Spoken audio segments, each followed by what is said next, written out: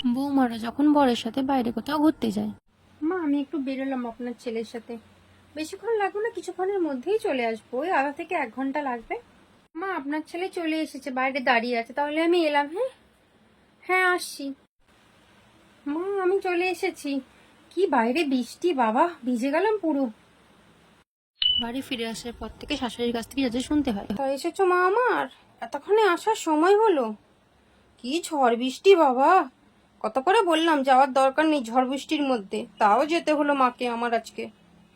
তোমাদের যে আজকালকার যুগে কি বুঝি না, দুদিন ছাড়া ছাড়া বরকে ডেকে নিয়ে চললো ঘুরতে।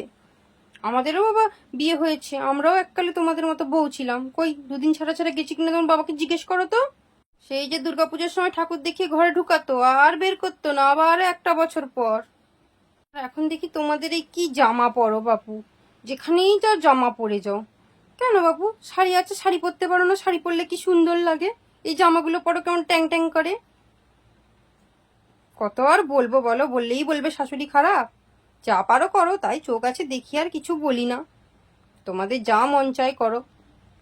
বাবা তোমাদেরকে তো আর বেশি বলাও যাবে না, বেশি বললেই আবার ছেলে এলে বলবে শাশুড়ি আমাকে এই বলেছে ওই বলেছে, সবকিছু লাগাবে তারপরে ছেলের কানে। দরকার নেই বাবা, তোমাদের যা ইচ্ছে যা মন চায় তাই করো, চোখ আছে দেখি আমি।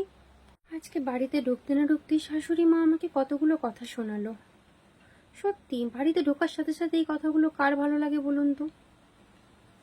তাও কিছু করার নেই, শ্বশুর বাড়ি তো সকলের মন জয় করে আমাদেরকে চলতে হয়। আচ্ছা শাশুড়ি মা যে আমাদেরকে সবসময় বলে যে তারা নাকি আমাদেরকে নিজের মেয়ের মতো ভালোবাসে, নিজের মেয়ের মতো করে রাখে, আসলে এখন মনে হয় সব কিছুই না, এগুলো শুধু কথার কথা।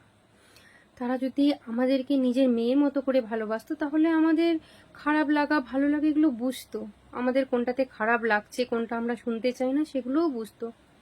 কেন যে শাশুড়ি মারা মা হতে পারে না জানি না। আচ্ছা আমার নিজের মা হলে কি পারতো এরকম করে আমাকে বলতে বাড়িতে ঢুকতে না ঢুকতেই? আচ্ছা তোমরা বলো তো, শাশুড়ি কি কখনো মা হতে পারে, মায়ের জায়গা নিতে পারে? না শাশুড়ি শাশুড়িই থাকে, মা মাই থাকে?